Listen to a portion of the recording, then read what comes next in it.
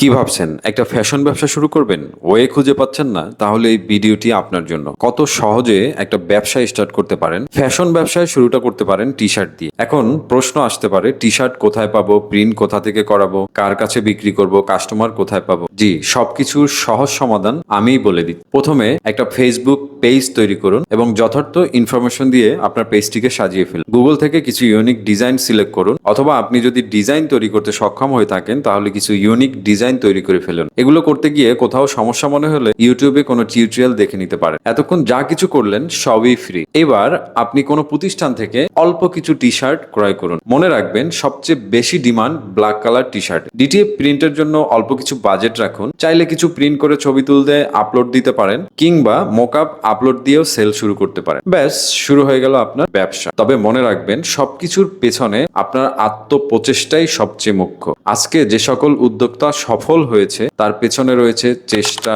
পরিশ্রম, সততা, মার্কেট সম্পর্কে ধারণা সহ আরো বেশ কিছু গুণাবলী। সেই সকল গুণাবলী আপনার মধ্যেও অর্জন করতে হবে। তাহলেই আপনি খুব ছোট করে শুরু করলেও একদিন নিশ্চয়ই অনেক দূরে এগিয়ে যাবেন ইনশাল্লাহ। আপনি চাইলে থার্ড আই প্রিন্টিং এ যোগাযোগ করেও আপনার কাঙ্ক্ষিত সাপোর্ট নিতে পারেন। ভালো থাকবেন, কথা হবে পরবর্তী কোনো ভিডিওতে অন্য কোনো টপিক নিয়ে। আল্লাহ হাফেজ, আসসালামু আলাইকুম।